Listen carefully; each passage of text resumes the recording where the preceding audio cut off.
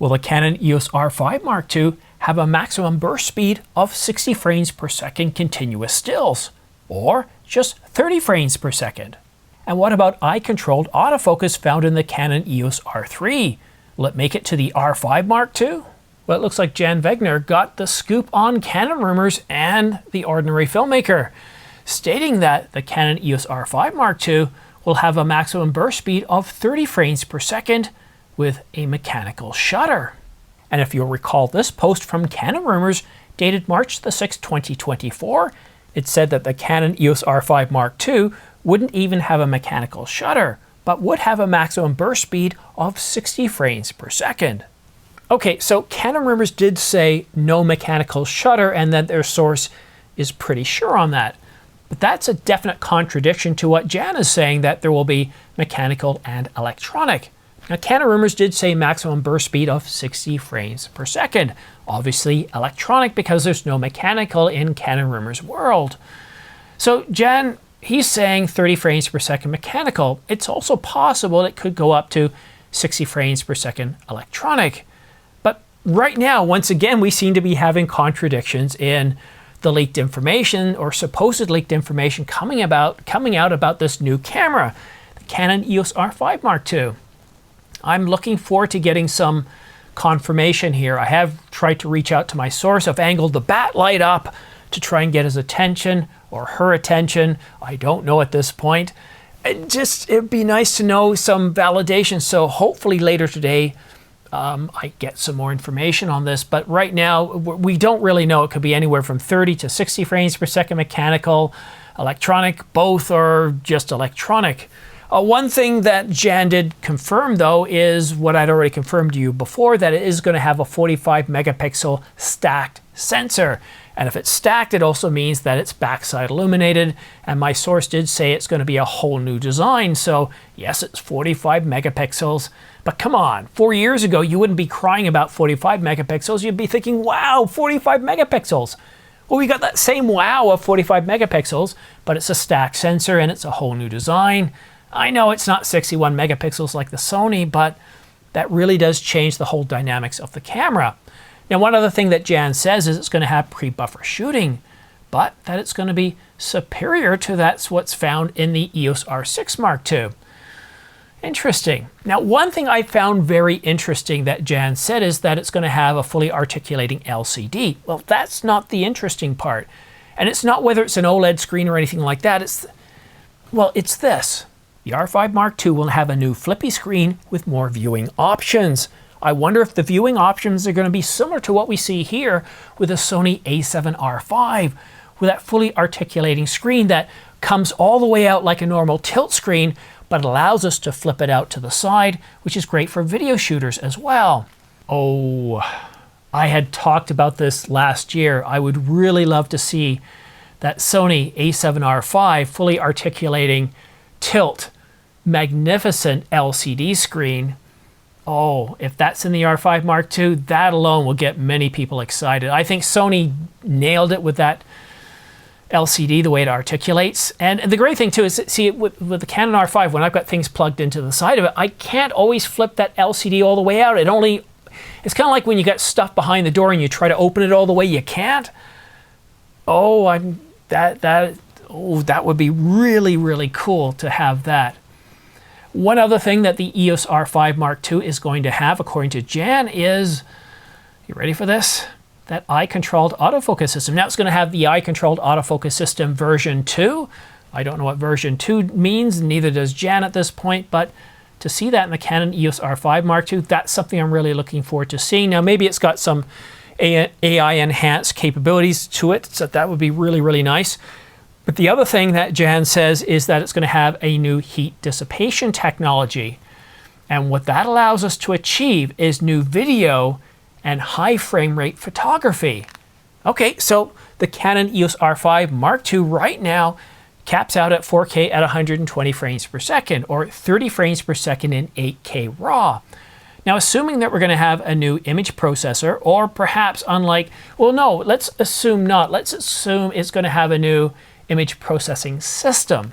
Because as we saw with the press release for the Canon EOS R1, it's going to have the Digic X processor, but but it's going to have this new accelerator chip. I don't know if it's going to be an AI chip, but it's a new accelerator chip that kind of gets in there and, you know, hangs out with the image processor and the sensor to make things a little bit faster. So I would certainly like to see 4K HQ move past 24, 25, and 30 frames per second to 50 and 60 to 100 and 120 frames per second. But from what Jan's hinting at here is we'll be able to get higher frame rates of, let's say, I don't know, maybe 150, 180, or even up to 240 frames per second. He doesn't mention those per se, but if you're Canon and you're going to increase that frame rate, it's going to either to be 150, which is a nice, it's a little bump, it's not huge. Then there's 180, which I think is more likely, but 240, that would be a big deal. I don't think that would be an HQ mode, but I really don't know. This is just pure speculation. And when it comes to 8K, well, I think it's a foregone conclusion that it will do 8K up to 60 frames per second. But the only question is Canon bold enough to steal a bit of thunder and to take a look at that red V Raptor where it can do 8K at 120 and give the R5 Mark II 8K 120 frames per second? Well, that's really hard to say. But what's really interesting about Jan's information here, and I'm sorry I didn't get this to you yesterday, but it's a holiday here, and I really did just take the day off and took it easy. But this is, I don't know. My source told me that the Canon EOS R5 Mark II is going to be a wow camera. And I'm really starting to get that sense, at least from what Jan is telling us. But again, there's a contradiction between what Canon Rumors has said about the R5 Mark II and, of course, what Jan is saying. And I'm hoping that my source, if you're listening, is able to help me at least validate some of this information that Jan is saying versus what Canon Rumors is saying, to maybe even give you a few extra bits of information as well. Like, for example, would we possibly get a full-size HDMI? Will we get dual CF Express Type B card slots? Now, the HDMI one, I think that's very likely, but dual CF Express Type B card slots when the R3 at $59.99 when it was released didn't even get that? That one's a bit of a tall order. However, I said this in my last video that I put out earlier this morning, the R5, the Mark I, and there's this whole fear of missing out and you just want the latest and greatest, but if you don't have the R5 right now, seriously take a look at the Mark I. It's $28.99. That's $1,000 off its release price. That's a really big savings. That's really huge. And the R5C, it's $35.99. The R3 that I was just talking about with the eye-controlled autofocus, that was the first camera to get that, $44.99. Some really incredible deals.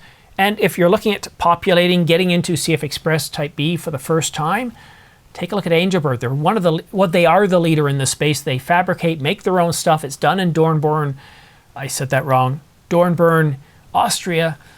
A really incredible story there. The guy who founded the company is still with them. He's the leader of the company, and I'm really expecting to see big things. I've standardized on Angelbird products for the better part of 3 years now, from the Atom X, the CF Express Type B cards, their Enterprise SSDs, and the 1 terabyte right now, $199. The 2 terabyte, $449. And they have a very high sustained write speed and read speed, so it doesn't matter what camera's on the market today, whether it's an R1, R3, Z9, Z8, these cards can easily handle what they can throw at them in terms of video and still. So a lot of sales on right now, not just what I just talked about, a whole bunch of cameras and lenses, everything's on sale.